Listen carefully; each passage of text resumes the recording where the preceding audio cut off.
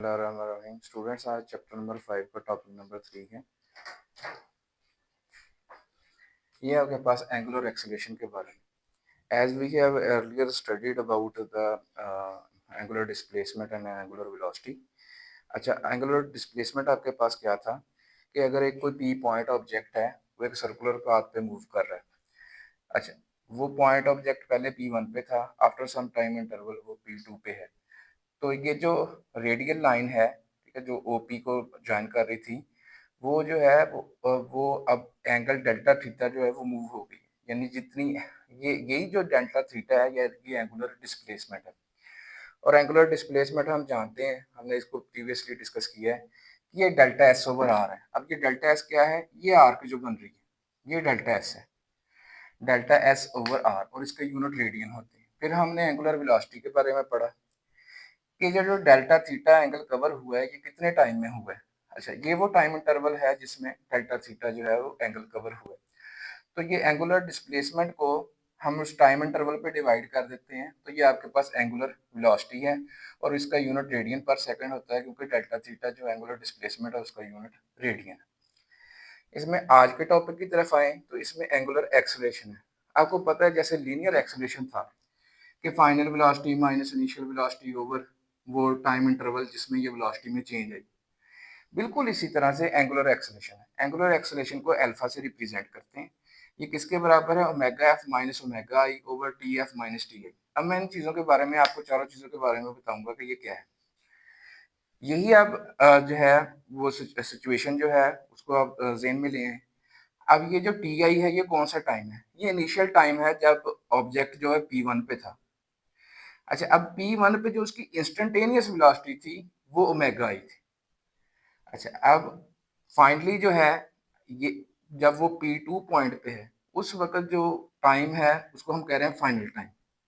उस टाइम पे जो उसकी एंगुलर वेलोसिटी है, इंस्टेंटेनियस एंगुलर वेलोसिटी है P2 पे, वो ओमेगा एफ है। तो बिल्कुल उसी तरह हमने जो जैसे लीनियर मोशन में था कि यहाँ पे change in velocity over change of time, तो बिल्कुल उसी तरह हमने change of angular velocity over change of time, यानी एंगुलर वेलोसिटी में कितनी तब्दीली हुई और टाइम कितना लगा उस तब्दीली को आने में। तो अब इसके यूनिट के बारे में डिस्कस करते हैं। ये देखें कि आपके पास ये जो एंगुलर वेलोसिटी है, इसका यूनिट होता है रेडियन पर सेकंड। रेडियन पर सेकंड फिर पर सेकंड, तो रेडियन पर सेकंड स्क्वायर ये जो है ये आपके पास एंगुलर एक्सेलरेशन का यूनिट है।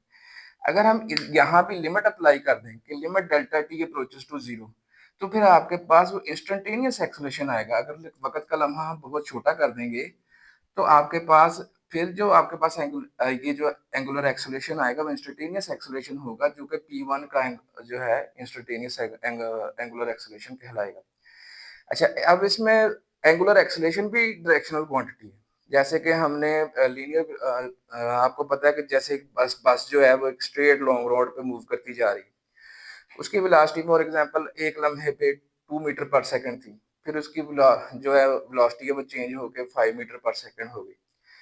जैसे यहाँ पे देखें कि 5 मीटर पर सेकंड फाइनल है, 2 मीटर पर सेकंड इनिशियल है, ओवर ये जो वेलोसिटी में तब्दीली आई है, समझे 2 सेकंड लगे इसको आने में। तो आपके पास 5 मीटर पर सेकंड माइनस 2 मीटर पर सेकंड 3 मीटर पर सेकंड, 3/2। अच्छा, मीटर पर सेकंड है, तो यहाँ पे आपको पता है मीटर पर सेकंड स्क्वायर इसका यूनिट होता है, तो इसका मतलब है उसमें 1.5 मीटर पर सेकंड स्क्वायर का एक्सेलरेशन है। अब इसी तरह अगर एक जो पंखा है वो आपने उसको ऑन किया, स्विच ऑन किया आपने उसका, अभी आपने देखा है कि वो फॉर एग्जांपल जो है अभी वो 1 रेवोल्यूशन कर रहा है पर सेकंड, बाद में वो तेज हो गया, ठीक है, और आपने 2 सेकंड्स के बाद देखा कि अब उसकी जो रेवोल्यूशन है वो 5 रेवोल्यूशंस हो गई हैं पर सेकंड। तो ये 5 रेवोल्यूशन पर सेकंड माइनस 1 रेवोल्यूशन पर सेकंड, आपके पास आ गया 4 रेवोल्यूशन पर सेकंड, और फिर नीचे 2 सेकंड है, ये टू टाइम्स, और आपके पास आ गया 2 रेवोल्यूशन पर सेकंड स्क्वायर।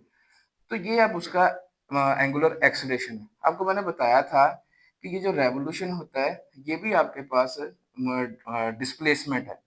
हमने पहले टॉपिक में जब डिस्कस किया था हमने को कहा था कि अगर एक रेवोल्यूशन हो वो 2 पाई रेडियंस के बराबर होता है। तो हम आसानी से ये रेवोल्यूशन को रेडियन पर सेकंड में भी कन्वर्ट कर सकते हैं। देखिए 1 रेवोल्यूशन है, उसकी जगह आप लिख दें 2 पाई रेडियंस। तो ये आसानी से आपके पास जो है एंगुलर एक्सेलरेशन वो स्टैंडर्ड यूनिट में आ गया, दैट इज 4 पाई रेडियन पर सेकंड स्केयर। अब बात करते हैं इसकी डायरेक्शन की।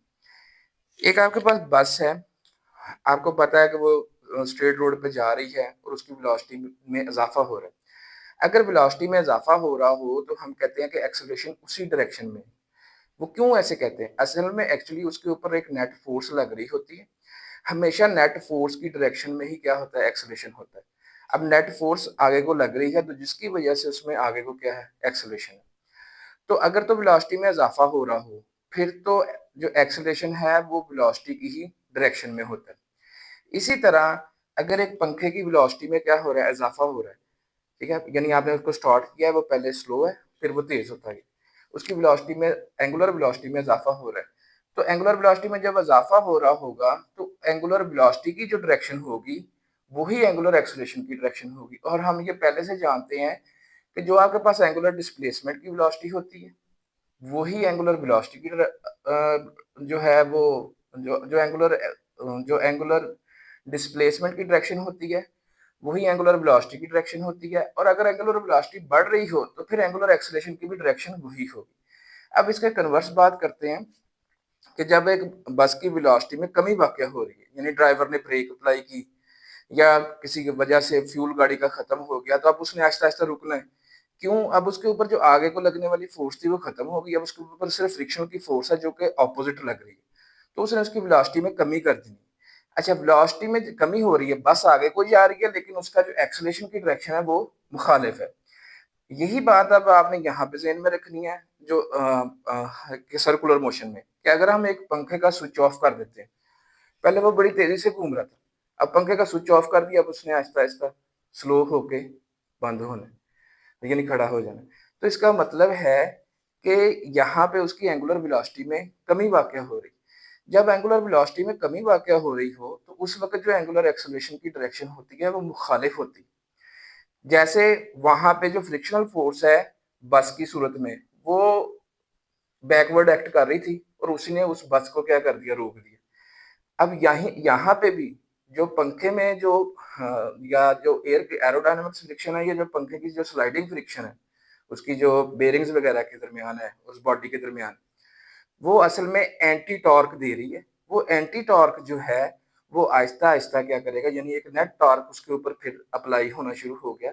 अब उसने उसकी जो एंगुलर वेलोसिटी है उसमें कमी लेके आनी है। तो इसका मतलब है कि उसका जो आपके पास एंगुलर एक्सेलरेशन की डायरेक्शन होगी, हालाँकि पंखा यूँ घूम रहा है, लेकिन जो उसके एंगुलर एक्सेलरेशन की डायरेक्शन होगी, वो पहली वाली की तरह नहीं होगी बल्कि उसके क्या होगी? ऑपोज़िट होगी। चलिए बहुत शुक्रिया, फिर मिलते हैं नेक्स्ट टॉपिक के साथ।